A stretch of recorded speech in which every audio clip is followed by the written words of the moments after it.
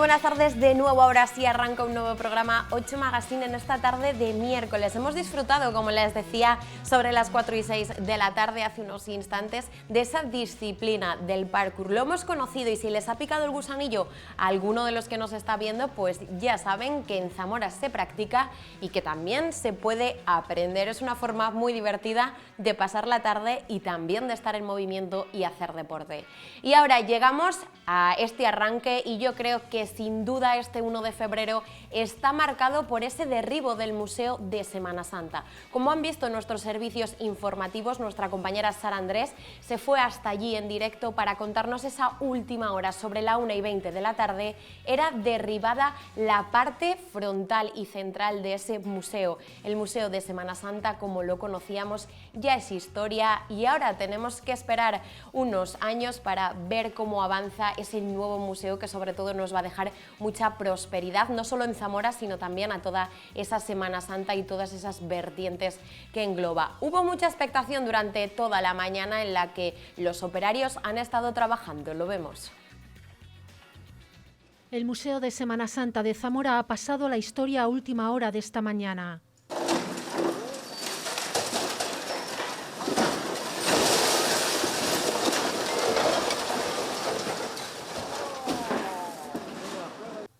Desde primeras horas de este 1 de febrero la expectación ha sido máxima en torno al derribo de las ya últimas paredes del histórico museo. Una grúa ha trabajado durante horas con paciencia derribando las paredes y el tejado poco a poco. En cuanto se encontraba con una viga, esta tenía que ser cortada.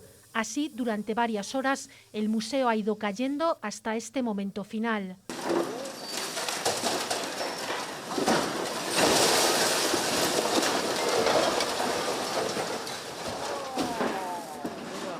En esas paredes que ahora están prácticamente ya derruidas, pues hay muchos recuerdos, muchos sentimientos, pero bueno, hay que pensar que es para un bien, que es un nuevo edificio, así que sí, pero sí, hay mucha gente aquí también expectantes a que caiga ese muro y yo creo que detrás de ese muro pues hay más que solo piedra, hay mucho trabajo de las personas que lo hicieron posible, de las personas que trabajaron también en él.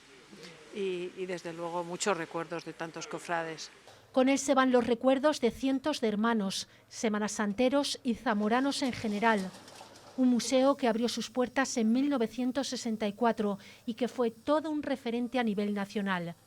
Hoy se ha dado el último adiós a este edificio que dará paso al nuevo Museo de Semana Santa, que se espera sea una realidad en 2025.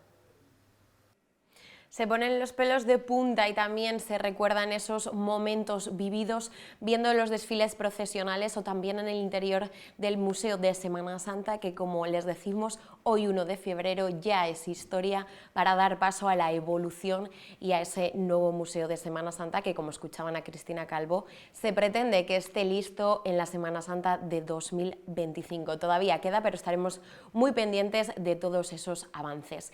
Y continuamos, y ahora les vamos a hablar de emprender, porque nos encanta que en la provincia de Zamora los jóvenes y los no tan jóvenes emprendan y se lancen a nuevos proyectos para tener un futuro en su tierra. Bueno, pues en el ámbito rural hay muchas formas de emprender, pero algunas, van a ver, son menos ortodoxas que otras. Es el caso de Pedro, que ya hace unos años decidió optar por los tatuajes en Santa Cristina de la Polvorosa. Así nos ha contado su historia y lo vemos, como no, de la mano de Caja Rural.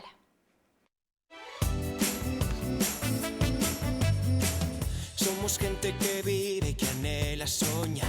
Con toda la gente queremos estar, que busca un futuro, gente de verdad. Al lado de la gente queremos estar, construyendo un mañana de prosperidad.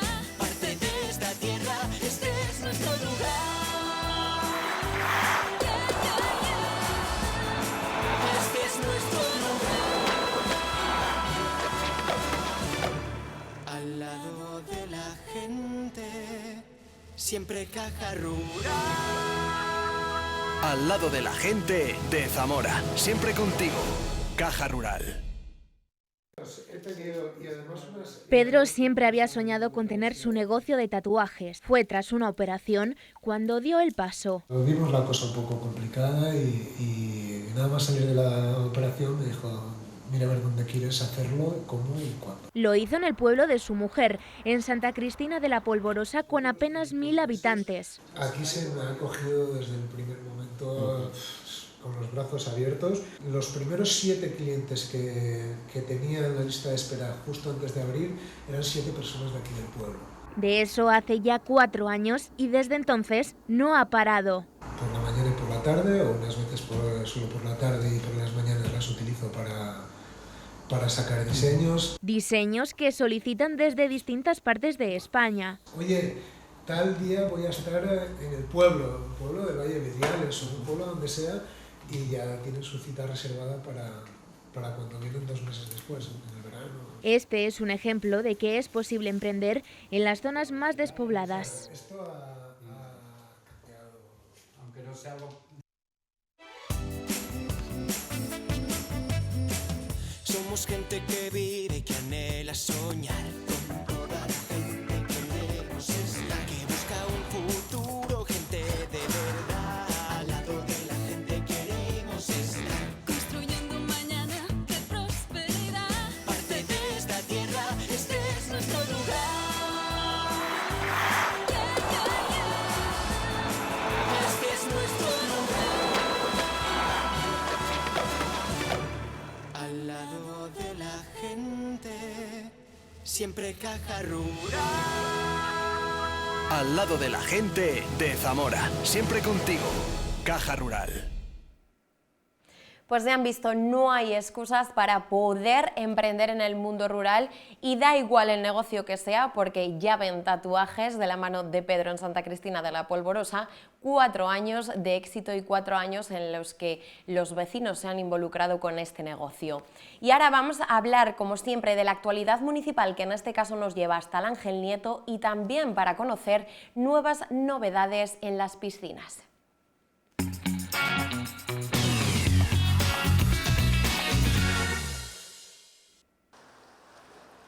La Junta de Gobierno del Ayuntamiento de Zamora ha aprobado el expediente de contratación de las piscinas municipales y del centro de piragüismo con un presupuesto de 1,7 millones de euros para un periodo de 1 año prorrogable por otro más. Las principales novedades es que se amplían horarios y sus días de apertura. Por ejemplo, las piscinas en verano pasarán de abrir 72 días a 80. Una Junta de Gobierno en la que también se autorizaba la renovación del pavimento tanto del Ángel Nieto como del pabellón Manuel Camba. También se aprobó el padrón del agua del 6º bimestre del año.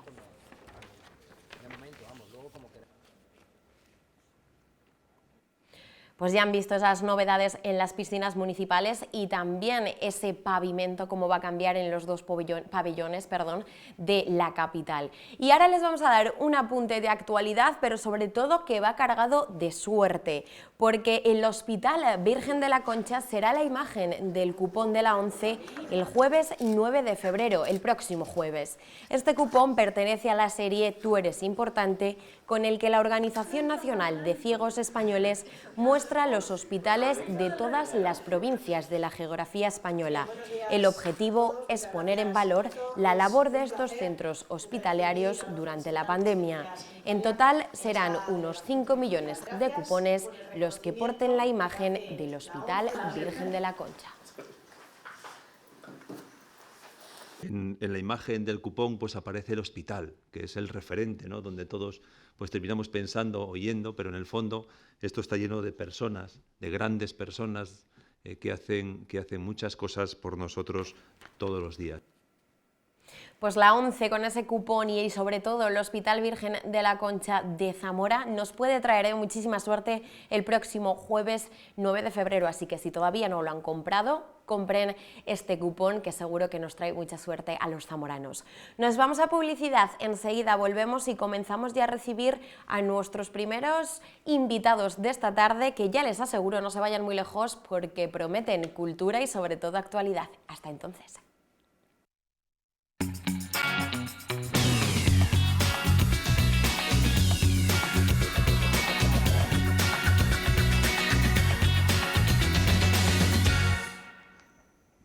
Ya estamos de vuelta después de esta breve pausa publicitaria. Comenzamos a recibir a los invitados de esta tarde de miércoles y tenemos con nosotros, ya se lo decía al inicio, que íbamos a hablar de cultura, de libros y en este caso de poemas, a Luciano García, escritor. Muy buenas tardes. Buenas tardes.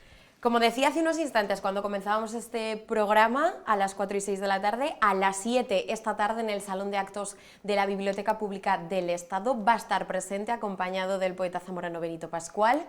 ¿Qué espera de esta tarde en Zamora y ante el público zamorano? Porque además es un libro que esconde poemas, todos relacionados, creo, si no me equivoco, con Zamora, ¿no? Bueno, en cuanto a lo primero, sí ya tengo experiencia porque en principio soy zamorano, conozco perfectamente este mundo de la cultura, por lo menos creo que lo conozco, o por lo menos lo sigo, y lo que espero es, pues, sobre todo que a este tipo de actos vaya el mayor número posible de gente, porque estamos acostumbrados a que en todo lo relacionado con la cultura, a no ser que sean acontecimientos extraordinarios y por personalidades de muy primera fila, pues la verdad es que el público no acude como quizá nos apetecería. Pero vamos, yo estoy con mucha ilusión, he venido una vez más y vendré las que haga falta. ¿Qué sería necesario para involucrar más al público con estos actos o con esta cultura? Porque es verdad que lo vemos, la biblioteca apuesta mucho siempre por los escritores, en este caso por un escritor zamorano, pero parece que cuesta enganchar a la gente y luego, si fuese un acto multitudinario, como usted dice, acudirían ya, yo creo que casi sin, no obligarles, pero sí con darles ese empujoncito que les hace falta. Bueno, yo creo que eso es la pregunta que hay que hacerse y que nos hacemos continuamente. Son estos tiempos para la cultura, son estos tiempos para asistir a actos culturales, cuando hay incluso a lo mejor condicionantes por la hora, por el propio tiempo, que hace frío, que hace calor, que limita mucho, ¿no?, las posibilidades de que se asista. Y luego yo creo que pasa como en todo, es decir, hay una minoría que se lo merece, por supuesto, que atrae porque vende libros, porque toca géneros que evidentemente interesan al público y la poesía, por desgracia, siempre ha sido la hermana minoritaria, la hermana débil en este sentido, ¿no? Y el caso es que últimamente no podemos quejarnos. Yo a los sitios donde he ido y en las ferias del libro donde he estado, la verdad es que me he quedado asombrado en ocasiones de la llamada que se hace con un público casi siempre el mismo, minoritario, pero muy fiel para la poesía. Es decir, que depende de muchas circunstancias, pero depende sobre todo de qué género se trata y del nombre de las personas. Usted ha apostado por la poesía fuerte porque, si no me equivoco, ha escrito ya 6 libros de poesía, ¿no? Sí, mi profesión fundamentalmente ha sido profesor y investigador en el Consejo de Investigaciones Científicas, y yo mi vida me la he pasado escribiendo. Son más de 30, casi 40 libros los que he escrito, pero de investigación, y durante ese tiempo me he dedicado plenamente a ello, y por lo tanto abandoné lo que en un principio era mi vocación, que era escribir creación, ¿no? Bien fuera, que era lo que más me interesaba, poesía o teatro.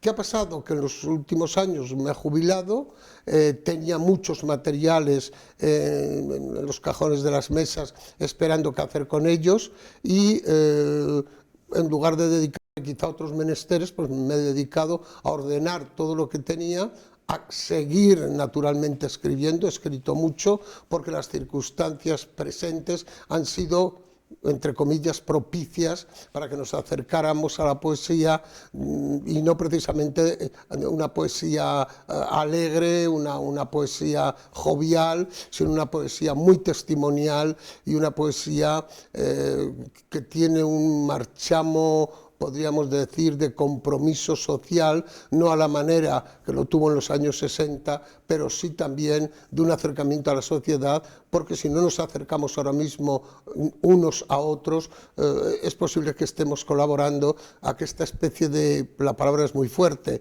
pero esta especie de destrucción en la que nos hemos metido desde hace unos años, pues lo que hay que hacer es ayudar a salir y no precisamente a lo mejor escribiendo de una manera que pueda ser insolidaria, que es lo peor que se puede ser en ese momento. Exactamente, en eso estoy de acuerdo con usted. Valborraz cuesta arriba, yo creo que ya solo el título es muy zamorano, ¿no? Cuéntenos un poco. Bueno, yo soy de Zamora, como he dicho, viví aquí toda mi infancia y mi adolescencia, incluso mi juventud, aunque estaba estudiando en Madrid, pero yo me venía siempre que podía a Zamora, mis padres vivían aquí, mi familia vivía aquí, me involucré desde el primer momento con los asuntos de Zamora, sobre todo desde el punto de vista sociopolítico, sobre todo en la juventud políticamente, en la adolescencia, digamos que desde un punto de vista de esa solidaridad social que yo hablaba antes, pues con las pandillas de amigos que uno tenía y procuraba pues uno dedicarse a hacer obras de teatro, en fin. Tuve luego una persona que en cuestiones teatrales fue definitiva, que fue don Agustín García Calvo, que fue profesor mío en el instituto y que nos hizo amar al teatro de una forma definitiva. Yo continué por ahí, sobre todo con lo que a él también más le interesaban, que eran los clásicos. ¿Qué es la pregunta concreta? ¿Qué es Valborraz cuesta arriba? Por una parte, indudablemente en este tipo de libros hay una nostalgia y una melancolía que viene como consecuencia de haber vivido unos espacios determinados de la ciudad, ¿no? No solo en los que en el barrio donde uno vive, sino era una ciudad todavía más pequeña de lo que es ahora y vivíamos en todas partes. Y no era en la avenida, el paseo era la avenida y Santa Clara, pero nuestros lugares era el Castillo, era la Plaza de Viriato, era Valorio, eran los Tres Árboles, eran muchas cosas. Entonces, por una parte, sí hay una melancolía de aquellos años, pero yo conscientemente me he salido de ella para hacer un libro donde he querido reflejar lo que para mí personalmente, pero para mucha gente también con la que he hablado, ha sido Zamora. Y es una ciudad a la que hemos amado profundamente, pero con la que hemos tenido una relación también muy difícil, nacida quizá de aquella descompensación social de los años, siendo niño, yo muy niño, de los 50 y luego sobre todo de los 60, y una Zamora que no nos gustaba en absoluto, que no nos sigue gustando en muy buena parte, a pesar de esa melancolía, a pesar de que no deja de ser nuestra vida también, incluso en el presente. Y mi libro es un libro testimonial, quiere ser un libro testimonial.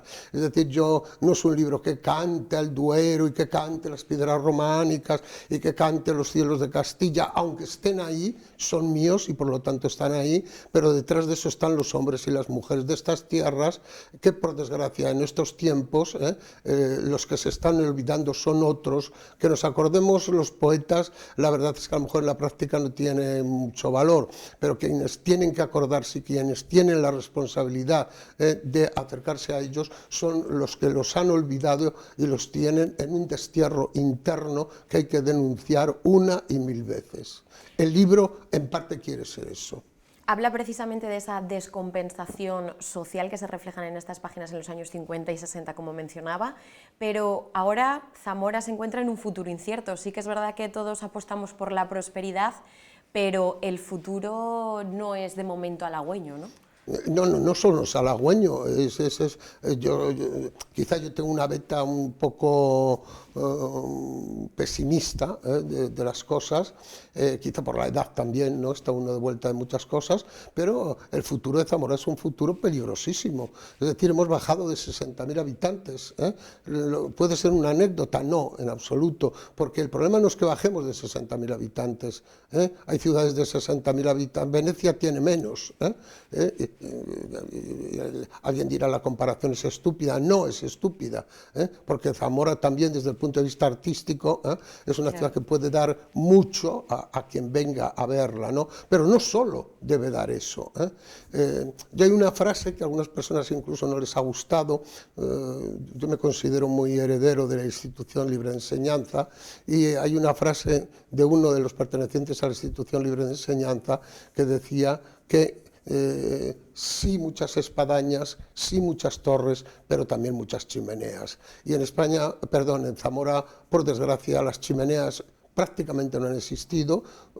Ahora diríamos industria limpia, es simplemente un símbolo, que es lo que quiero decir con esto, y a mí me parece que el futuro de Zamora no es incierto, es negativo, y la responsabilidad la tiene quien la tiene.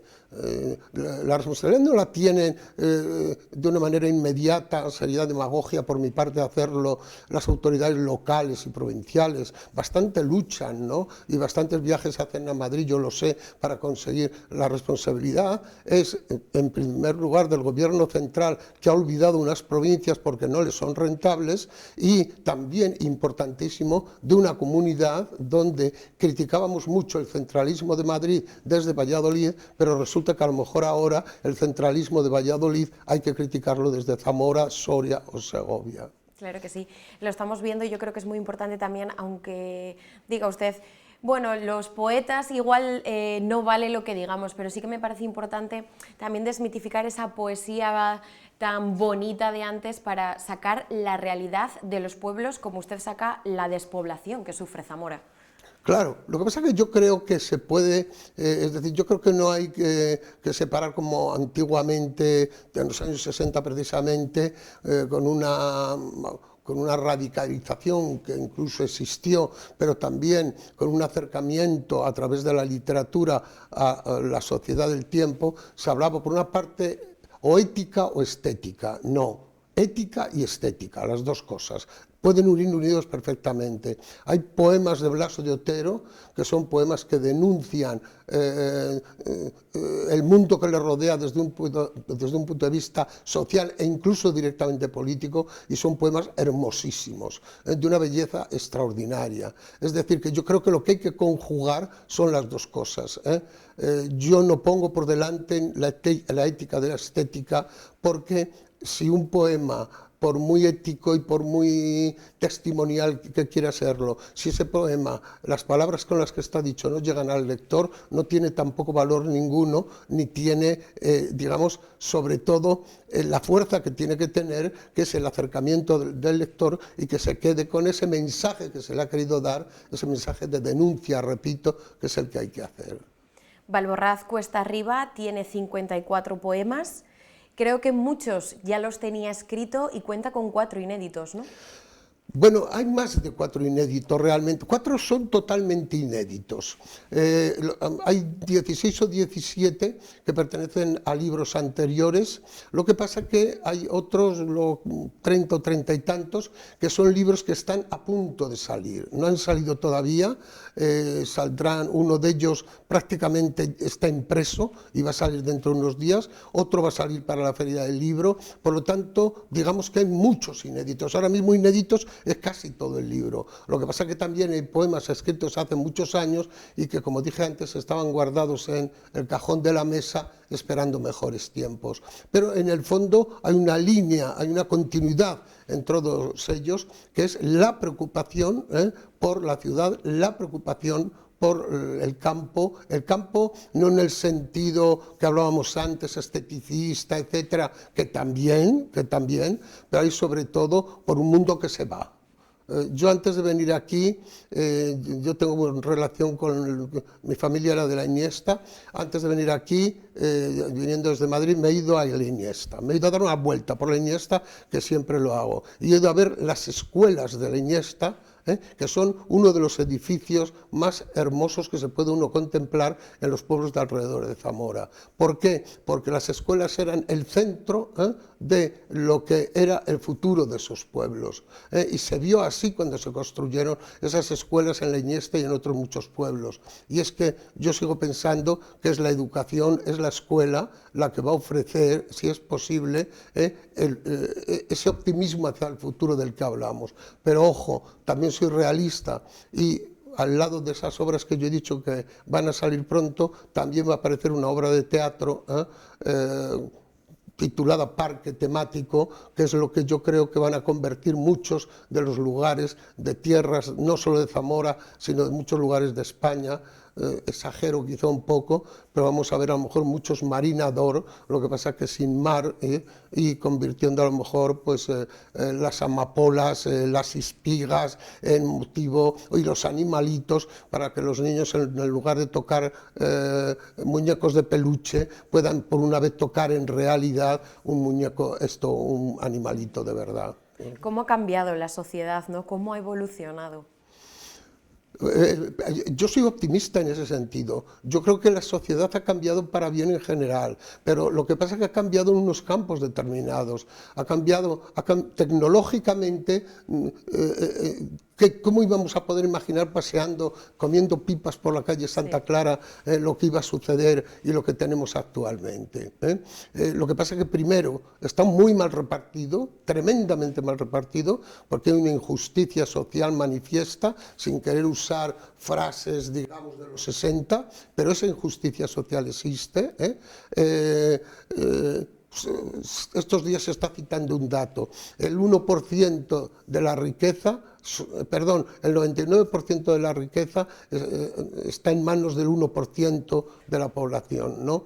Bueno, podríamos dar mucho más datos sin hacer demagogia para mostrar que ha cambiado para bien y mucho, desde el punto de vista de la medicina, desde el punto de vista de la posibilidad de viajar, de conocer, de ampliar conocimientos, de que, naturalmente, de que la educación llegue al mayor número posible de personas, pero al mismo tiempo también lo fundamental, yo creo que ha cambiado muy poco, y sobre todo lo que hay es un gran desajuste, vuelvo a decirlo, entre una parte de la población y otra.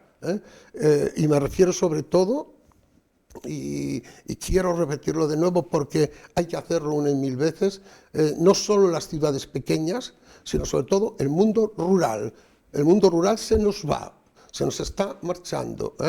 Y si el mundo rural se va, hombre, es posible que se vaya la poesía o una parte de la poesía que tiene el mundo rural como motivo, pero se nos va a ir también parte de la esencia del propio ser humano. Exactamente.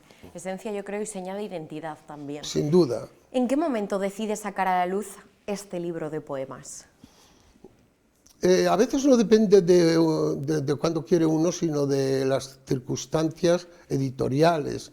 Y hoy publicar poesía es casi imposible. Es casi imposible, a no ser que de alguna manera haya alguna institución que pueda ayudar. Los propios autores compramos ejemplares, un número de ejemplares determinados, pues para que llegue a los nuestros y que nos conozcan también en esa faceta. Pero lo que sí me inclinó a reunir los poemas sobre Zamora, sí, es la gravedad de la situación. Eso es lo que...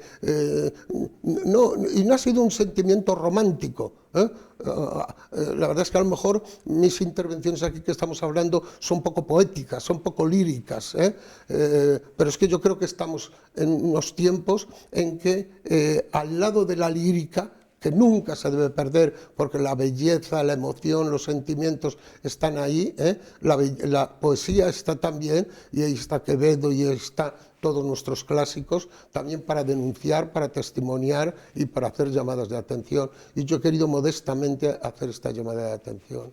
Y muy bien hecha, yo creo, desde mi bajo punto de vista. Hablaba de esa obra de teatro, de esos libros, ese libro que va a salir inmediato, también en la Feria del Libro. ¿Algún proyecto que tenga más? Porque yo creo que no le faltan. Bueno, digamos que continúo con mi trabajo habitual de dedicación a los clásicos, sobre todo del teatro clásico español y parte extranjero también, Shakespeare hasta donde puedo también, pero sobre todo Lope, Calderón, etcétera. Y por ejemplo, pues dirijo unas jornadas de teatro que yo dirigí el Festival de Almagro, pero ahora dirijo unas jornadas de teatro en el Festival de Teatro de Alcalá de Henares.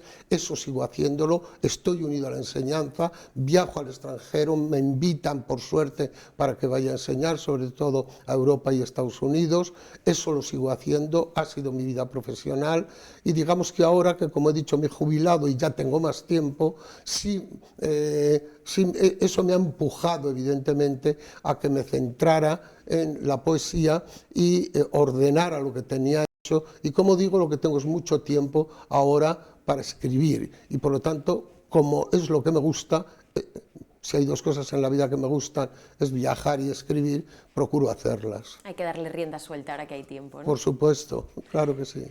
Luciano García, ha sido un placer que haya estado con nosotros compartiendo estos minutos en 8 Magazine, y estamos muy pendientes de a las 7 de la tarde. Si hay telespectadores que quieren saber y profundizar más en este libro Valborraz Cuesta Arriba, a las 7 de la tarde en el Salón de Actos de la Biblioteca Pública del Estado estará acompañado de Benito Pascual para contar todo en profundidad. Un verdadero placer, de verdad. Muchísimas gracias a vosotros. Pues nos vamos unos instantes a publicidad y enseguida volvemos y continuamos con muchísima más actualidad.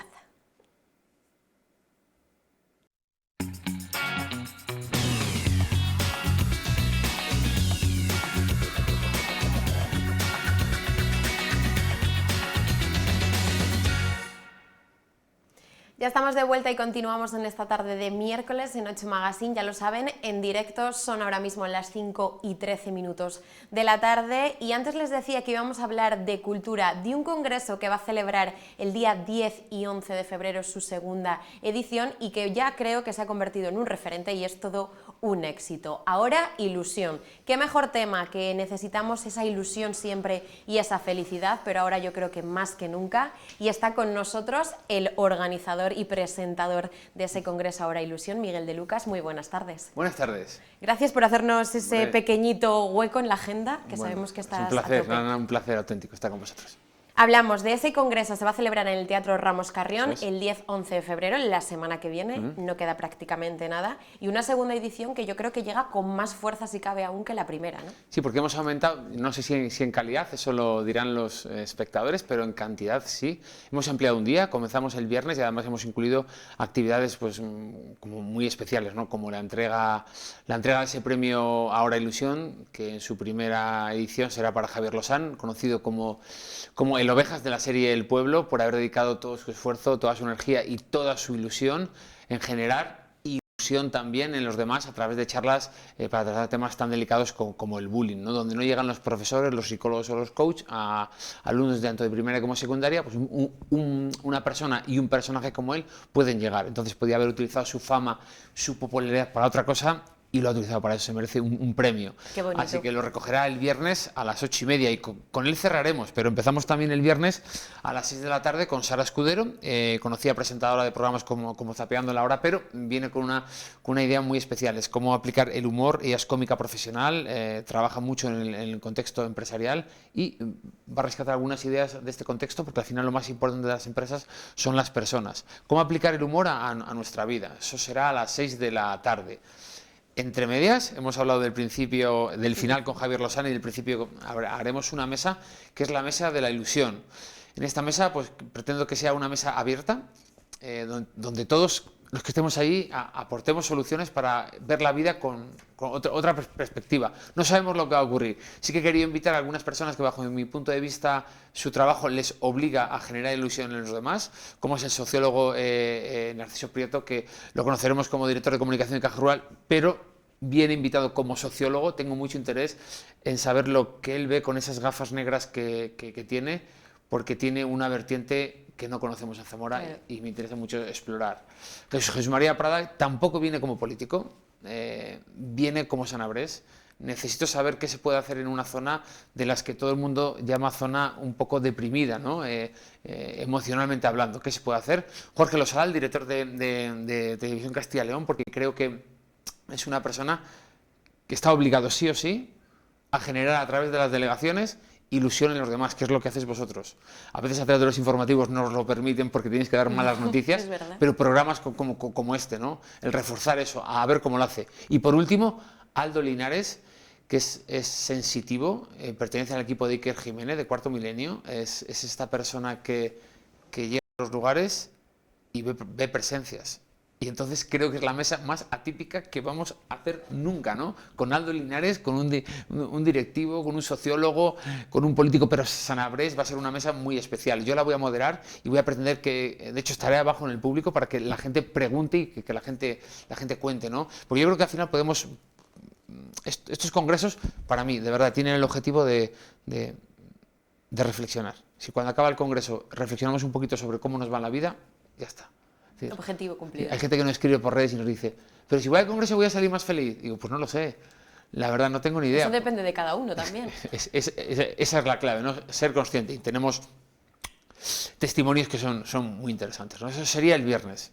Esa mesa me parece muy, yo creo, curiosa, Mucho. porque al final es desmitificar esos roles de Exactamente. esos personajes o esas personas que conocemos que al final no estamos acostumbrados a ver y que nos pueden ayudar a generar esa ilusión, ¿no? Sin ninguna duda, porque yo creo que en el caso de Narciso él puede hablar muchísimo de comunicación, de gabinetes, de resolución de crisis, de reputación, pero ya es su trabajo del día a día, ¿no? Claro. Pero yo también necesito saber por qué a él se le ocurre generar ilusión en los demás haciendo una cosa en Navidad. Gracias a lo que han hecho en Navidad nos hemos enterado en Zamora de qué es Navidad. Bueno, ¿por qué viene? ¿Por qué no sé? Ese tipo, ¿cómo nace? ¿Cómo nace todo aquí, ¿no?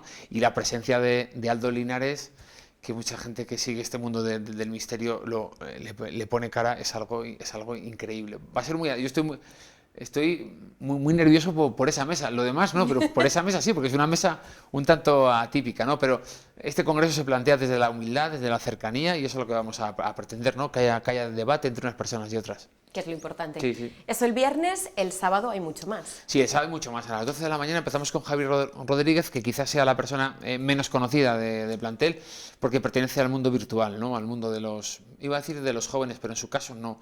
Aunque él es muy joven, ha utilizado toda la fuerza y toda la ilusión que las redes sociales pueden darle a una persona, no para hacer bailecitos, que no está mal, no para cantar canciones y hacer playback, que no está mal tampoco, sino para generar un programa de desarrollo personal, que es uno de los programas más valorados a nivel mundial. Está incluido en la lista Forbes. O sea que va a ganar muchísimo dinero, pero haciendo y generando ilusión en los demás. Entonces, genial que gane dinero, pero además haciendo esto, ¿no? Va a ser maravilloso que se baje al plano físico y que nos dé algunas claves de cómo creó este programa y sobre todo claves para las personas, ¿no? Él va a compartir algunos secretos que están incluidos en sus programas de formación, que están valorados en 6.000 o 7.000 euros los programas de formación que él hace. Formación de alto impacto, de la de verdad. Este congreso además mezcla muy bien, está patrocinado por la Diputación de Zamora, una institución pública muy relevante, muy prestigiosa, y evidentemente no puede venir con cualquiera, ¿no? Las ideas, el congreso tiene dos patas. Una es la ciencia, ¿no? Lo que dice la ciencia, hay muchos gurús, muchos vendehumos, ¿no? Lo que dice la ciencia de la felicidad y la ilusión, que hay cosas muy interesantes, y lo que dicen las experiencias personales. Entonces, cuando, en mi caso, por ejemplo, yo doy una conferencia y digo, oye, esto a mí me funciona, y lo comparto con vosotros. Al que le vale, le vale. Ah, a mí eso no me vale. Bueno, ¿y tú qué haces para tal? Ah, oye. Y entonces de eso se trata, ¿no? De la reflexión que decías Correcto, al inicio, ¿no? Solo es eso, reflexión. Porque el año pasado te comentaba que nos han llegado muchos mensajes de verdad de gente que yo esto lo tenía como ubicado de otra manera y me ha parecido muy interesante. He salido reforzado, he conseguido hacer... Oye, pues es que...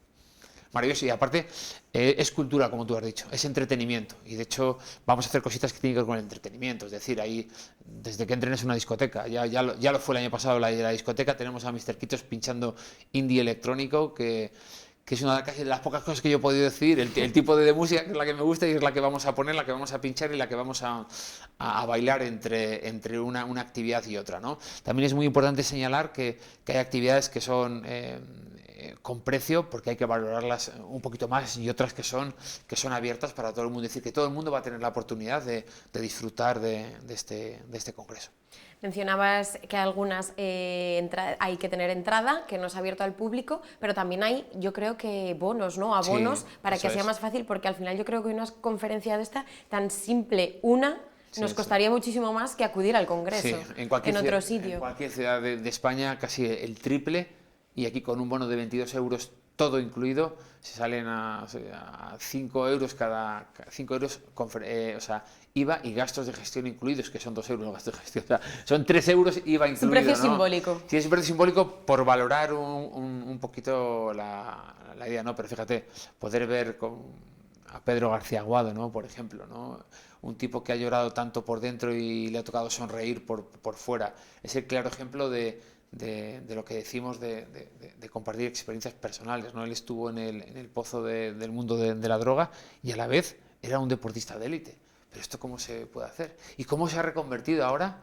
Ahora está en la Facultad de Psicología estudiando y con un programa para jóvenes. El mismo programa que él hacía en Hermano Mayor, en el programa famoso de 4, pero sin tele, sin rollos, sin historia, de verdad, ayudando a adolescentes. Y eso para mí es algo mío, se me pone hasta la piel de gallina cada vez que a mí también. Cada vez que lo digo, porque Pedro es un tío que es que va a merecer mucho la pena conocer. De hecho, se viene desde el viernes para conocer Zamora, para estar tranquilo, para ver. Yo la verdad es una de las cosas, fíjate que yo habré hecho proyectos en mi vida, pero de este me siento especialmente orgulloso y muy satisfecho, porque creo que había un huequito también en la ciudad, y encontrar el apoyo de Caja Rural, de la Diputación y de la empresa Tecozan para hacer esto, para mí ha sido pues como un regalo. Esto lo hacemos desde nuestra asociación cultural y es una maravilla que venga tanta gente, ¿no? Después de Pedro, vamos a entregar un premio a un colegio. Los colegios de Zamora Capital y la provincia han trabajado mucho, nos han llegado muchísimos dibujos, muchísimas redacciones en torno a la ilusión. Y entonces el dibujo ganador, no sabremos el nombre del niño porque no es interesante, sabremos el nombre del colegio, porque el premio será para todo el colegio. Entonces les montaremos allí durante el año 2023, el Día de la Ilusión en su colegio, y no sé si actuaré yo o algún amigo, o llevaremos un conciertito, unos hinchables, les montaremos una fiesta exclusivamente para ellos. Eso es antes de la conferencia final, que es la de Elsa Punset, esta divulgadora que ya cuando oyes el apellido ya parece como que te cuadras, ¿no? en la silla, como diciendo vaya maravilla. Y tener a Elsa yo creo que es una maravillosa oportunidad, y ni se lo pensó cuando la llamé para que viniera, porque ellos también están apoyando un proyecto que está empezando, ¿no? Y eso para mí pues, yo también como organizador pues lo valoro mucho, que quieran venir a Zamora. Y de hecho es que además hacemos marca de Zamora, porque se va conociendo Zamora. Yo pretendo que Zamora también sea conocida, ¿no? Oye, Zamora, donde se hace lo de... Ahora Zamora, por ejemplo, también es conocida por las jornadas de magia, ¿no? Que llevan tanto tiempo. Zamora por lo de la magia, ahora por lo del queso, ahora por la ilusión. Oye, que tres cosas más bonitas, ¿no? Ilusión, magia, queso. Tenemos que seguir sumando, claro, ¿no? Lo que se hace de ópera... tenemos que seguir sumando hasta que consigamos que de alguna manera, cuando suene Zamora, no suene al románico pegado a otras muchas cosas.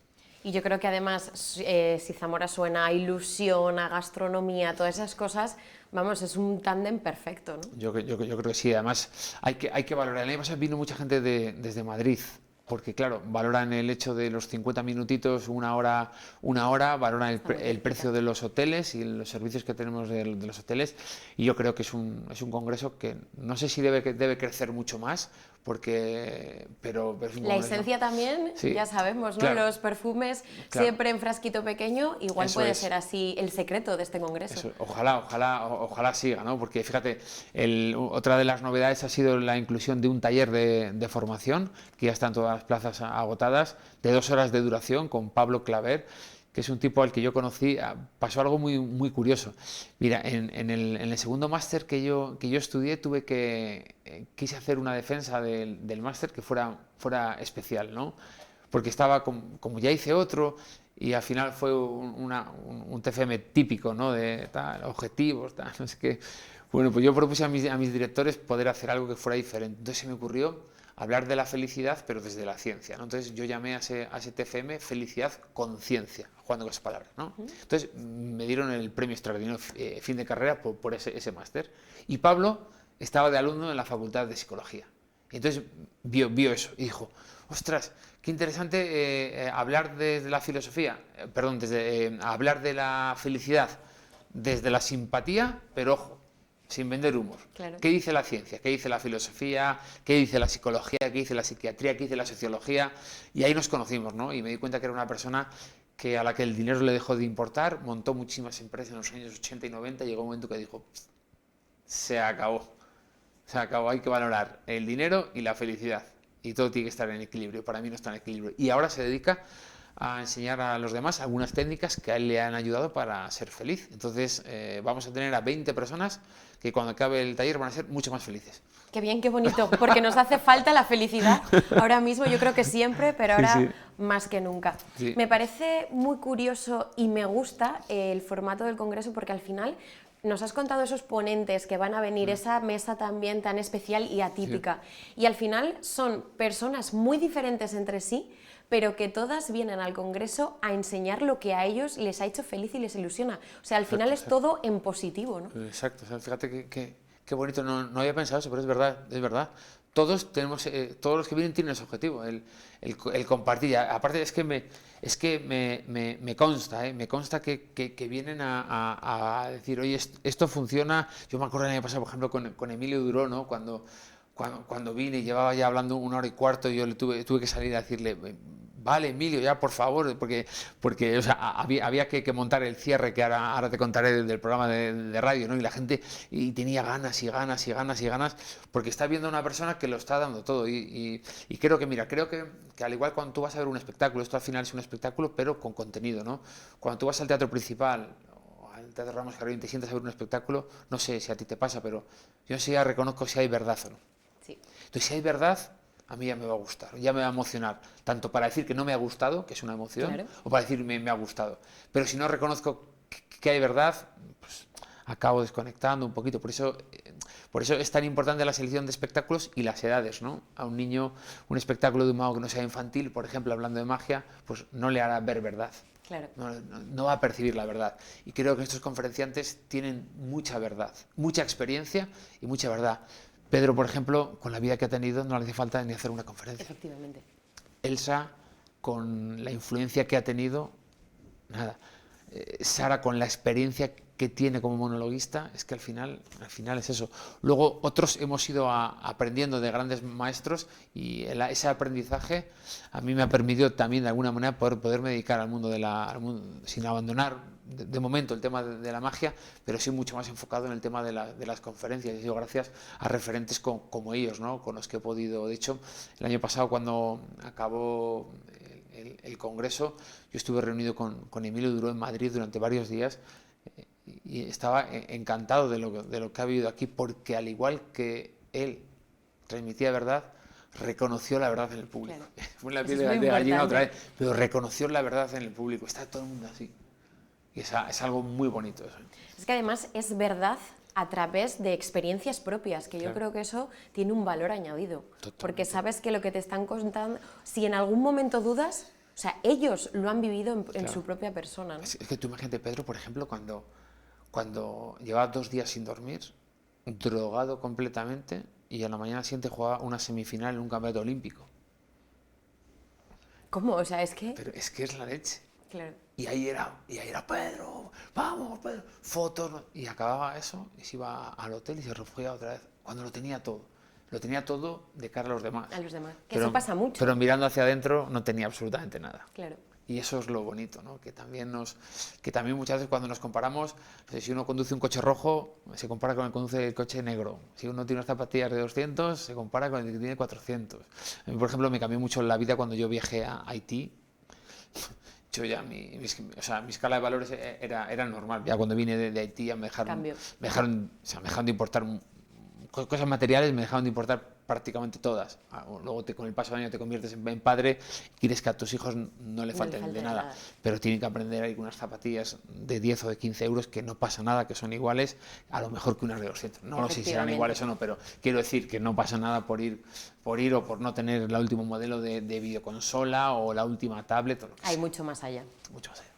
Miguel, para todos los telespectadores que nos estén viendo, un llamamiento para que acudan el 10 y 11 de febrero a este congreso Ahora Ilusión. Yo creo que es una oportunidad única para dedicarse un tiempo a ellos mismos. El secreto de muchas veces es vivir el presente y yo creo que van a estar conectados viviendo el presente con ellos mismos, olvidándose del pasado y del futuro, y además a un precio.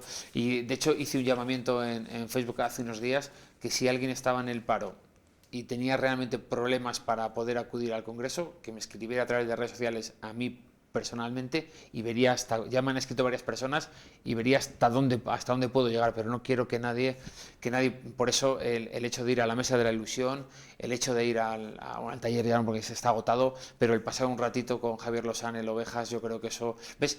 Otro ejemplo, no sé, va a ser una entrevista entre los dos, no sé lo que hará, no sé si hará una conferencia, si hablará, si cantará. Sorprenderá seguro. Pero lo que haga va a ilusionar. Claro que sí. Pues Miguel, un placer que hayas estado compartiendo estos minutos con nosotros. Estamos muy pendientes y asistiremos porque la ilusión nunca está de más y yo creo que además a través de la verdad, siempre, es una maravilla. Gracias. Muchísimas gracias.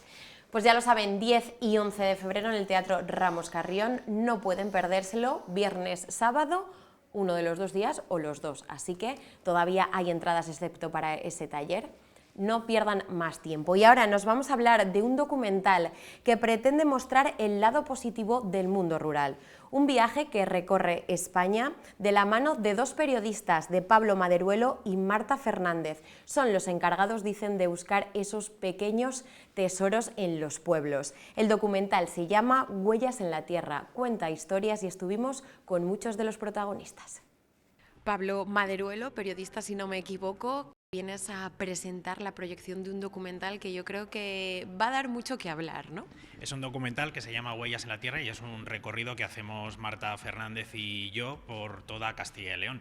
Hemos recorrido todas las provincias para contar 25 historias que son una inspiración, que nos motivan a pensar que en los pueblos se pueden desarrollar muchos proyectos y que hay muchas fortalezas y oportunidades. Aquí en concreto en la provincia de Zamora conocemos un co-living y un coworking que está situado en Tierra de Campos. Conocemos también un proyecto para lograr la independencia energética en toda la frontera con Portugal. Y además también visitamos Fuentesauco porque ahí se está haciendo un proyecto muy interesante de convivencia de la energía fotovoltaica con el suelo agrícola, una forma de compatibilizar los dos usos. Qué importante es resaltar esas historias, yo creo, y sobre todo también en la provincia de Zamora, que ahora estamos aquí, es lo que nos compete, por la necesidad que hay de atraer a visitantes y también retener esa sangría poblacional, que vemos que cada vez es más fuerte. Efectivamente, nosotros buscamos hablar en positivo del medio rural porque nuestros amigos, nuestros vecinos, nosotros mismos desarrollamos proyectos en el medio rural de Castilla y León y al final esos proyectos son un ejemplo para otras personas que a lo mejor, pues yo qué sé, están en una ciudad y les apetece cambiar su forma de vida y hacer una vida más sostenible y con mayor bienestar. Entonces al final lo que queremos es ponerlo delante del espejo, ponerlo en una pantalla grande y que la gente pues pueda tener ideas. Cuando vamos a proyectar el documental a los distintos sitios donde hemos ido, la gente que viene sale y nos dice, salgo con muchas ideas y para nosotros ese es el mayor logro del proyecto. Al final yo creo que también igual es necesario darle visibilidad para que se vea que hay mucho más allá de lo que vemos o creemos, ¿no? La labor de los medios de comunicación como vosotros, la verdad es que es súper importante porque al final, pues lo que hablamos, los proyectos de nuestros amigos, de nuestros vecinos están ahí, pero si nosotros no los contamos no le llegan a la gente y al final se trata de que entre todos creemos un clima de opinión positivo respecto a los pueblos, porque quienes vivimos parte del tiempo, como en mi caso, o todo en el medio rural, sabemos que esto es posible, pero la gente que vive en las ciudades, por desgracia, no es así muchas veces. Y demostráis que en los pueblos se vive bien y que también, como en estos ejemplos que nos contabas en Tierra de Campos, se puede obtener éxito. Sí, contamos proyectos que tienen que ver con la vivienda, la rehabilitación de antiguas casas de los médicos, de los maestros, que ahora se han convertido en viviendas con alquileres sociales muy asequibles para personas que se encuentran en riesgo o situación situación de vulnerabilidad. Conocemos proyectos vinculados, por ejemplo, a colocar placas fotovoltaicas encima de las viñas, darles sombra y así conseguir que no les afecte el cambio climático. O conocemos también proyectos como los que hemos grabado aquí en la provincia de Zamora para dar un nuevo uso a las casas rurales, que no solo esté circunscrito de viernes a domingo, sino que a través del coliving venga gente a vivir temporadas y también esté de lunes a jueves. ¿Cómo nació esta idea? ¿En qué momento se os encendió el chip en vuestra cabeza de decir vamos a dar un paso adelante y vamos a contar la historia de los pueblos? Pues mira, yo tengo un podcast desde hace 2 años que se llama La España medio llena, que le puse ese nombre para jugar un poco con la ironía de la España vaciada. Hablando un día con Marta, con la que he trabajado durante estos últimos años en distintos proyectos, me dijo, a esto hay que ponerle imágenes y además hay que llevarlo a los cines, hay que utilizar los cines del medio rural para poner en valor todo lo que se está haciendo en los pueblos. Y nos fuimos a un cine en la provincia de Valladolid y estrenamos como si fuera la Gran Vía de Madrid, pero a nuestro modo, en un cine de un pueblo de 2.000 habitantes aproximadamente de la provincia de Valladolid. A partir de ahí, pues hemos hecho un road trip para presentar el documental en distintos territorios y estamos muy contentos porque al final en cada provincia luego tenemos un pequeño coloquio y nos sirve para descubrir pues cuál es el potencial de la provincia. Además, yo en mi caso, al ser viernes, pues he tenido la oportunidad de poder quedarme aquí y voy a descubrir toda la frontera con Portugal, que todavía, y siendo de Castilla y León, yo no la conocía. Pues no te va a decepcionar ni a defraudar. ¿Cuáles son las sensaciones en ese coloquio posterior que os comenta la gente que viene a disfrutar del documental? Pues lo que nos dicen es que tenían muchas ganas de hablar en positivo. Dicen que hablamos mucho de la despoblación, porque desgraciadamente hay muchas noticias cada día que tienen que ver con el cierre de consultorios, con el cierre de cajeros, con el deterioro de determinados servicios públicos, y lo que nos dicen es también hay que contar todas estas historias porque si solo contamos todos estos aspectos negativos desanimamos a los jóvenes a quedarse o a gente que tenga ganas de venir a instalarse en los pueblos. Por lo tanto, creo que hemos puesto un pequeño granito de arena con este trabajo para intentar lanzar ese mensaje en positivo. ¿Y por qué Huellas en la Tierra? Pues porque esta es mi tierra, yo soy castellano y leonés, colaboro además aquí en varios medios de comunicación, paso parte del tiempo aquí en Castilla y León y Marta es de Madrid, nos conocimos en Madrid trabajando y yo quería mostrarle mi tierra a Marta y queríamos ponerle un nombre que tuviera que ver con la tierra y con la posibilidad de dejar una pequeña huella, ese pequeño granito de arena. Y fue en el propio rodaje con todo el equipo de producción y realización con el que decidimos ponerle este nombre del que bueno, pues nos sentimos muy contentos. Se presenta en Zamora. ¿Qué esperas del público zamorano esta tarde? Pues lo que espero es que identifiquemos entre todos cuáles son esas áreas que suponen el principal potencial de Zamora para atraer nueva población. No solo atraer turismo los fines de semana, sino, como decía, atraer también población de lunes a jueves. Por lo tanto, espero que ese coloquio que hacemos siempre después de la proyección nos permita entre todos hacer esa reflexión y que la gente que hoy nos acompaña aquí en el Centro Cultural Palacio de la Alhóndiga salga también con esa idea de que en el medio rural es posible desarrollar sus proyectos. Cuéntanos, eres una de las protagonistas de estas 25 historias que se ven en Huellas en la Tierra, un documental que quiere sacar el lado más positivo del mundo rural, de ese que siempre hablamos, como decía Pablo, en negativo. Cuéntanos un poquito tu participación y tu historia.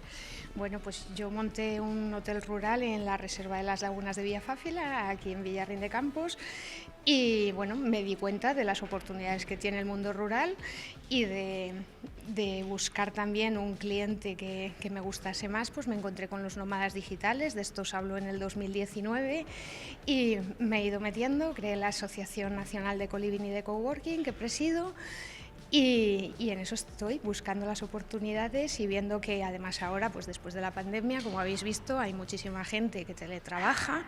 He estado buscando información también porque yo hablo mucho del workation, o sea, el coliving es un alojamiento con un espacio de coworking, o sea, lo que va a hacer la gente realmente allí es trabajar y disfrutar al mismo tiempo y vivir la vida tranquila y decidir sus horas de trabajo y demás. Y se ha hecho un estudio por Kayak que somos el segundo país del mundo mejor para el workation. O sea que hay que aprovecharlo y creo que Zamora tiene un potencial tremendo para esto. Tenemos el AVE con 2 paradas y creo que tenemos que apostar por ello. Al final tú apostaste por el mundo rural, por quedarte, y has visto que hay posibilidades y que también trabajos, profesiones que igual no eran tan normales en el mundo rural se pueden desempeñar, ¿no? Exactamente. Es que yo siempre comparo el mundo rural de cuando se marcharon mis antepasados, o sea, yo estoy en la casa de mis antepasados, digo, claro, se tuvieron que ir en 1950 porque no había nada en lo que quedarse, o sea, llegaron los tractores y se acabó el trabajo manual y se tuvieron que ir, pero ahora mismo hay muchas oportunidades. El teletrabajo, pues vosotros mismos muchas veces, o sea, periodistas van muchos porque pueden desarrollar su trabajo desde allí. Desempeñar su trabajo desde allí, desde el mundo rural, y disfrutar del aire puro, que eso también es muy importante. Exactamente, además en un entorno que la gente cuando se levanta por la mañana dice, es que no he oído nada, como mucho un pájaro. Claro. Es que es una maravilla. ¿Qué les dirías a todas esas personas para que apuesten más por el mundo rural? Pues que abran la mente 360 grados y que se den cuenta de que el mundo rural ya no es solo agricultura y ganadería, que es fundamental que siga habiéndola, por supuesto, pero que hay que abrir más y que hay muchas más oportunidades. Cuéntanos un poquito el proyecto, porque vosotros también estáis representados en este documental en el que se quiere, yo creo, sacar la parte más positiva del mundo rural y que también hay muchas oportunidades y se pueden cumplir sueños. Así es, bueno, el proyecto que tenemos en marcha de autoconsumo compartido es generar energía con lo que tenemos en el territorio, que es la energía solar, y de ahí, con esos propios recursos, abastecer a tanto casas, vecinos, vecinas, empresas de este bien que es tan necesario, y generar un polo de atracción para que así más personas se puedan venir, se asienten aquí y el mundo rural vaya despertando. Al final es importante eso, darle esas facilidades y ese punto atractivo para captar a nuevos visitantes y, quién sabe, si nuevos habitantes, ¿no? Así es, de hecho nosotros llevamos trabajando ya varios años en este proyecto que está en constante crecimiento y cada vez son más las personas que vienen, se suman a la cooperativa que tenemos, Efiduero Energy, y vamos pues sumando personas y personas para que sí que es cierto que aunque son zonas que han tenido la despoblación, se está viendo una pequeña se está vertiendo esa curva negativa que había, y la verdad es que es muy de agradecer y es un trabajo colectivo. Vosotros también apostáis con este proyecto por el mundo rural. A todos los que nos estén viendo en estos momentos, a los que vayan a disfrutar de Huellas en la Tierra, sobre todo, ¿qué les dirías para que cambien, para que apuesten por el mundo rural y al final no tengamos todos que irnos, porque no es necesario, a las grandes ciudades? Así es, pues yo les diría en primer lugar que todo lo que comemos viene del mundo rural, entonces sin mundo rural no hay grandes ciudades. Y luego la calidad de vida que se tiene en el mundo rural, o sea, salir y respirar aire en Arribes de Duero o en cualquier otra zona de nuestro territorio, hablamos ahora mismo del territorio del Acete de Douro, tanto de un lado como de otro de la frontera, es algo único.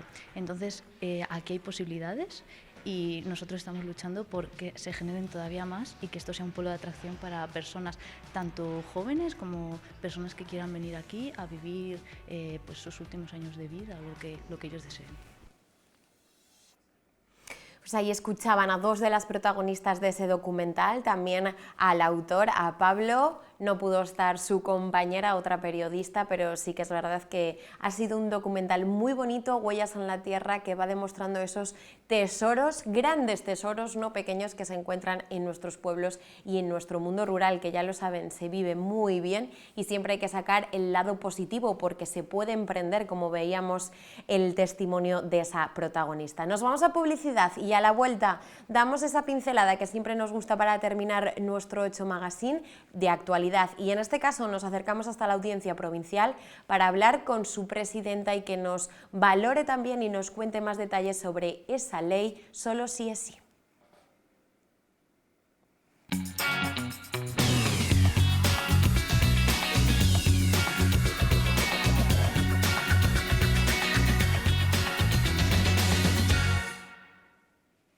Continuamos, son ahora mismo las 6 menos 10 de la tarde, llegamos ya a los últimos minutos de este programa y vamos a hacerlo con esa pincelada de actualidad tan importante que siempre nos gusta darles.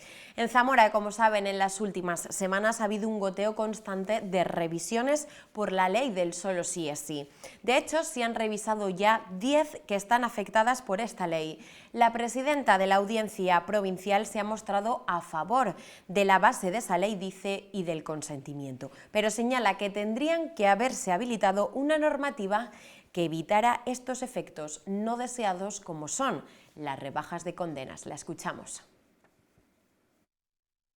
Yo la valoro muy positivamente. Yo creo que produce un cambio de paradigma que era absolutamente necesario poniendo el punto de atención en el consentimiento. Entonces yo creo que eso ha sido un cambio fundamental en la regulación de estos delitos contra la libertad y la indemnidad sexuales. Y yo creo que ese punto es absolutamente correcto y que debe de mantenerse. Nosotros lo hemos hecho de oficio, es decir, hemos sacado todos los asuntos que teníamos con sentencias condenatorias de agresiones sexuales, abusos sexuales, etcétera, y hemos procedido a la revisión, en la cual se ha dado evidentemente parte al condenado, pero también a la víctima, el Ministerio Fiscal. Se ha hecho el procedimiento correspondiente y posteriormente nosotros hemos resuelto. Y efectivamente hemos resuelto en 10 supuestos. En uno no ha habido ninguna modificación.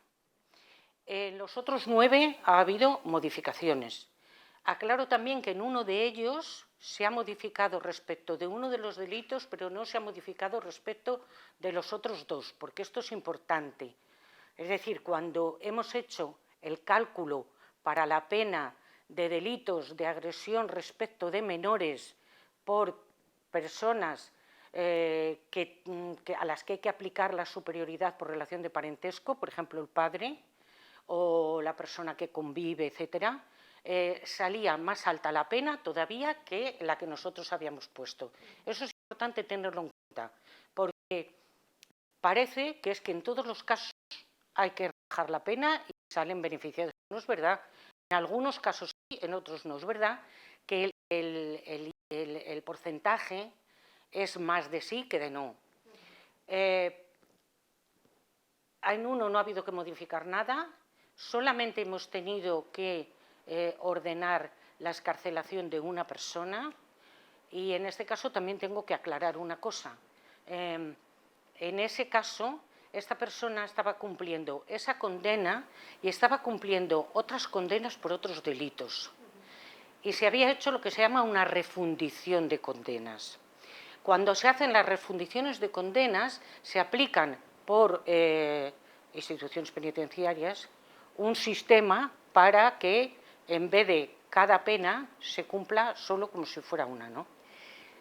Si esa persona hubiera empezado a cumplir su pena cuando se declaró la firmeza de la sentencia nuestra, esa persona habría estado excarcelada antes, porque ya habría cumplido. Lo que pasa es que tenía otras penas, pero por ese delito hubiera estado ya cumplida la pena. Es importante porque son matizaciones. Quiero decir que no es todo blanco ni es todo negro. Cada vez que hay una modificación del Código Penal, hay que proceder a la revisión de las sentencias que se han dictado y que se están ejecutando en ese momento, que se han dictado en esos delitos que se han modificado. Y esto lo hemos hecho en el año 1995 con el Código Penal nuevo. Lo hemos hecho en la reforma del 2010, en la reforma del 2015. La diferencia está en que en todas esas reformas previas había una disposición transitoria en la que se decía que no se revisarán aquellas condenas cuando la pena que se impuso en ese momento podría imponerse también ahora. A ti el Código Penal te da unos márgenes, te da un mínimo y te da un máximo. Y cuando tú tienes que concretar la pena, a mí me dicen, por ejemplo, de 7 a 15 años, el Código Penal, y yo tengo que concretarla en un tiempo concreto. No puedo decir de 2 a 7, de 5 a 9, no, tengo que poner un tiempo concreto. ¿Cómo se hace eso? Pues se hace partiendo del propio Código Penal en los preceptos concretos. Por ejemplo, en este caso, la pena que se establece es de tal a tal, y luego hay una serie de circunstancias que hay que aplicar, y que cuando tú aplicas esas circunstancias, el margen se te reduce. ¿Por qué? Porque te dicen la mitad superior, entonces es solo de la mitad hacia arriba. Bien, y atendiendo a todo eso, luego se aplican las normas generales del Código Penal. Es decir, por ejemplo, si tienes un delito continuado, pues es la mitad superior de esa mitad superior, entonces va subiendo, ¿no? Entonces, por eso, en unas ocasiones las penas hay que rebajarlas y en otras ocasiones no, porque depende de todas las circunstancias que concurren. Entonces, cuando el Código Penal, una ley penal nueva, cualquier ley penal, el Código Penal, se modifica, hay una regla general establecida en la Constitución, que es que las normas son irretroactivas, salvo las normas administrativas sancionadoras y las normas penales. Y hay un principio en el Código Penal que es el principio de a favor del reo. Entonces, cuando tú los mismos hechos se calificaron en su momento de una determinada manera y se impuso la pena conforme a aquel Código Penal, y ahora esos mismos hechos le aplicas el Código Penal nuevo, pues puede ser que te dé una rebaja de pena. En el caso de que te dé una rebaja de pena, pues tienes que rebajarla, porque es ese principio. No digo que esta forma de verlo, de interpretarlo, sea absolutamente seguida por todo el mundo, porque tampoco es verdad. Es decir, en España hay 30 audiencias provinciales y no sé cuántos tribunales superiores de justicia que hemos entendido que esto es así. Hay una sentencia del Tribunal Supremo en relación con la manada, yo creo, con alguno de la manada, que ha entendido también que tenía que rebajar la pena impuesta por aplicación del nuevo Código Penal. Estamos pendientes de que el Tribunal Supremo resuelva los recursos de casación que se han formulado por el Ministerio Fiscal y por las víctimas en los supuestos de revisión, en algunos casos. Y el Tribunal Supremo nos dirá si esta interpretación es la correcta o no es la correcta. Y nosotros entendemos que, no habiendo disposición transitoria, pues había que revisar, y había que revisar en favor del reo. Cuando se hacen las cuentas de las penas que se imponen y sale que hay que rebajar, pues es lo que hemos hecho, rebajarlas. Y así lo hemos entendido una parte mayoritaria de los órganos jurisdiccionales de este país, ¿no? ¿Tenía que haber ido entonces la ley con una disposición transitoria? Yo creo que sí. ¿Es donde está el fallo? Yo creo que sí. Y una vez que yo creo que sí, que tendría que haber venido con su disposición transitoria. Si hubiera venido con la disposición transitoria, no habría dado lugar a ningún tipo de interpretación.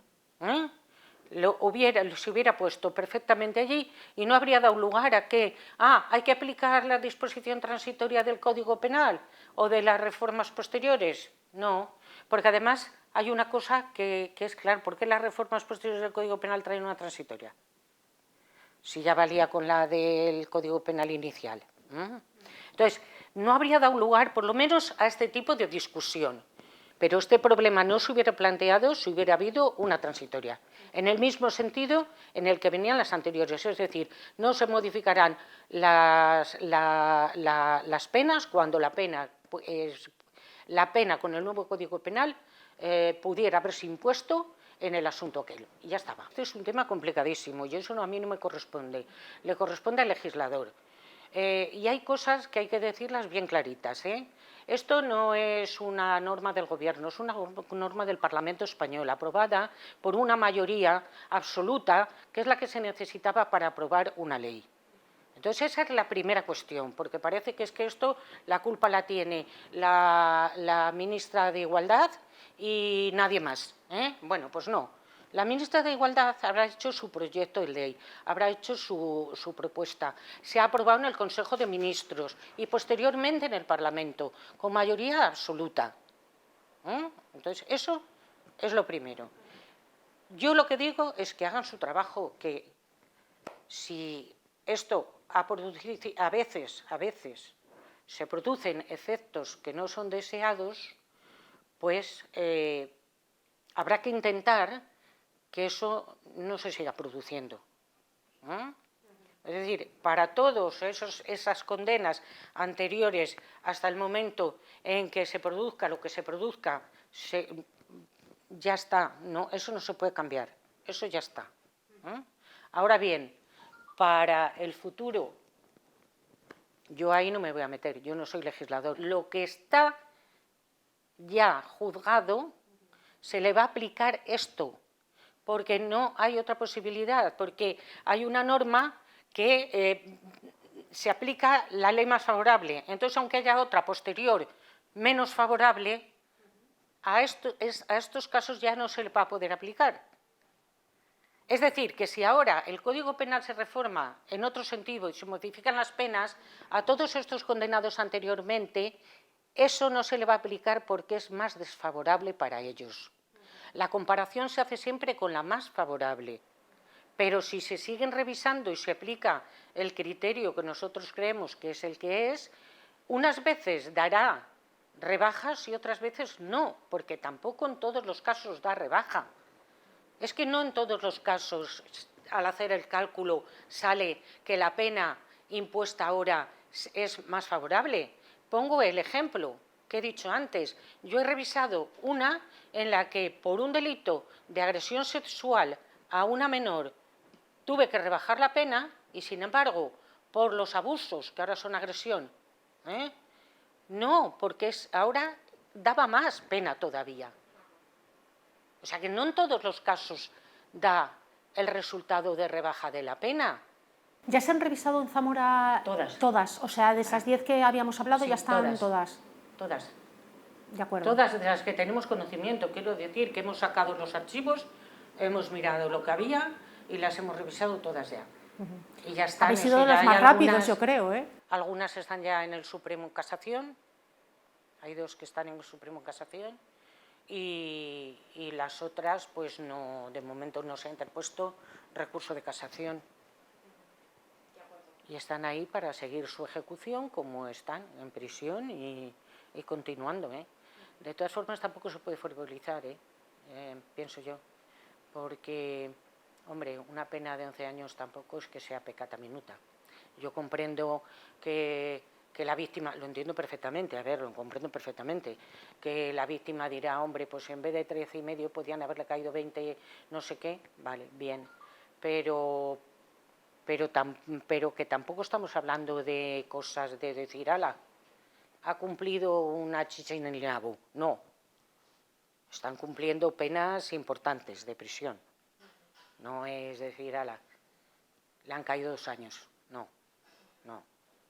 Y luego pasa otra cosa, que se está haciendo también mucho hincapié en el tema de la desprotección de las víctimas, con esto y tal. Bueno, las sentencias que se han dictado con posterioridad al año 2015 llevan todas libertad vigilada, todas, con posterioridad al cumplimiento de la pena de prisión. Llevan varios años de libertad vigilada, con lo cual es otra medida que hay que cumplir posteriormente y que se realizará en la forma que se realice, es decir, o a través de pulsera, o a través de protección policial o tal. Es decir, hay otra protección mayor posterior, revisada. De acuerdo. Pues Esther, le agradecemos que nos haya ayudado a entender cómo está este caso, que como dices es muy complejo, pero bueno, cómo está la situación en la provincia de Zamora y cómo trabajáis, que yo creo que también es importante. El cálculo de las penas en el Código Penal, cuando yo daba clase en la UNED, pues me llevaba aproximadamente medio trimestre. Quiero decir, eso en personas que están estudiando Derecho, así que en personas que no están estudiando Derecho y que no saben nada de este tema, es un tema muy complicado. Es un tema complicado, que en definitiva es coger la ley y aplicarla, pero luego tienes unos márgenes para poder diferenciar. Y bueno, pues ya está, espero que se entienda, ¿eh? Yo no estoy ni de acuerdo ni que sea más ni que sea menos, eso el legislador lo dirá, y nosotros lo que hacemos es aplicarlo. Yo creo que esto no estaba previsto, yo creo que la ley, sin embargo, los principios de la ley son magníficos y que se tienen que mantener, y que eso ya tendrán que estudiar cómo se hace para que se ajusten las penas a lo que el legislador considere que son las adecuadas para este tipo de delitos. Muchísimas gracias, Pues Esther. de nada. Gracias. Pues estas eran las palabras, la valoración en profundidad que hacía la presidenta de la Audiencia Provincial de Zamora sobre esta ley que tanto está dando que hablar de solo sí es sí. Nosotros nos despedimos así, hasta la próxima semana, ya lo saben, el martes a las 4 y 6 de la tarde, volvemos para estar con todos ustedes contándoles todos los planes que pueden realizar, pero sobre todo hablando de cultura y entreteniéndoles. Aquí les espero una semana más, ya lo saben. Pasen buena semana, lo que queda de ella, sobre todo abríguense, que parece que el frío sigue presente, y hasta entonces.